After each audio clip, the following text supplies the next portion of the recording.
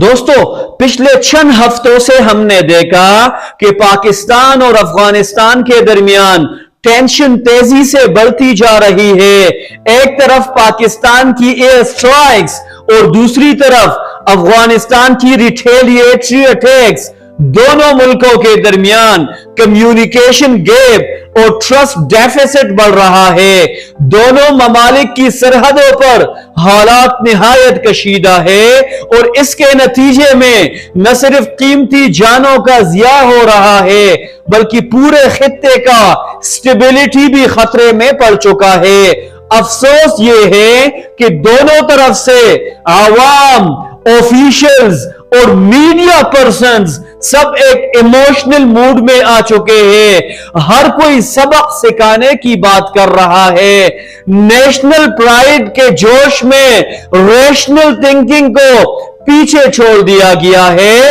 लेकिन याद रखिए, कौमें सिर्फ इमोशन से नहीं बल्कि विजन, विजडम और स्ट्रेटजी से तरक्की करती है।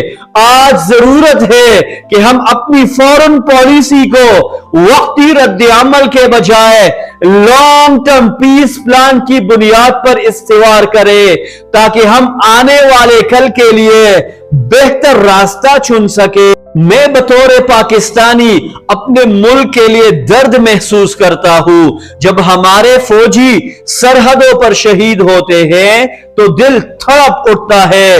लेकिन हकीकत यह है कि अफगानिस्तान के अवाम भी दिहाइयों से वार ट्रॉमा, इकोनॉमिक डिप्रेशन और पॉलिटिकल इंस्टेबिलिटी का सामना कर रहे हैं। वो भी अमन के मुस्तहिक है। इनकी ख्वाहिश भी पीसफुल कोएग्जिस्टेंस की है। हमें अब इस हेट नैरेटिव से निकलकर रीजनल कोऑपरेशन की तरफ बढ़ना होगा।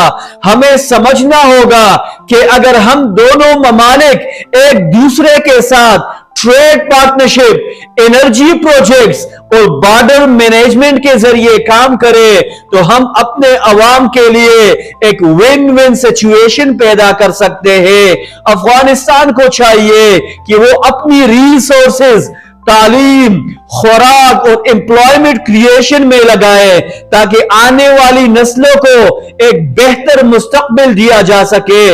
इसी तरह पाकिस्तान को भी रिएक्शनरी पॉलिसी छोड़कर एक स्ट्रेटेजिक डिप्लोमेटिक अप्रोच अपनानी चाहिए जहां फैसला जज्बात से नहीं बल्कि डेटा एनालिसिस और ग्राउंड रियलिटी पर मुश्तमिल हो। अगर हम अपनी सोच को थोड़ा वसी करें तो हमें दुनिया में कई कामयाब मॉडल्स ऑफ कोऑपरेशन नजर आते हैं। मिसाल के तौर पर यूरोपियन यूनियन, जहां मुख्तलिफ जुबानें, कौमियतें और मफादात होने के बावजूद उन्होंने यूनिटी थ्रू डाइवर्सिटी को अपनाया। उन्होंने अपने बॉर्डर्स कंट्रोल्स को नरम करके ट्रेड, एजुकेशन और इनोवेशन पर जोर दिया और नतीजा यह निकला कि आज वो दुनिया का एक मजबूत इकोनॉमिक ब्लॉक बन चुका है। हमें भी यही माइंड शिफ्ट लाना होगा, जज्बाती बयानात से निकलकर रैशनल डिसीजंस की तरफ। हमें अपने पॉलिसी मेकर से उम्मीद है कि वो डायलॉग, म्यूचुअल रिस्पेक्ट और शेयर प्रोग्रेस की बुनियाद पर आगे बढ़ेंगे। अगर पाकिस्तान और अफगानिस्तान दोनों इस डायरेक्शन में कदम बढ़ाए तो हम कनेक्टिविटी के जरिए सेंट्रल एशिया तक अपना रास्ता खोल सकते हैं और रीजन को एक इकोनॉमिक हब में तब्दील कर सकते हैं।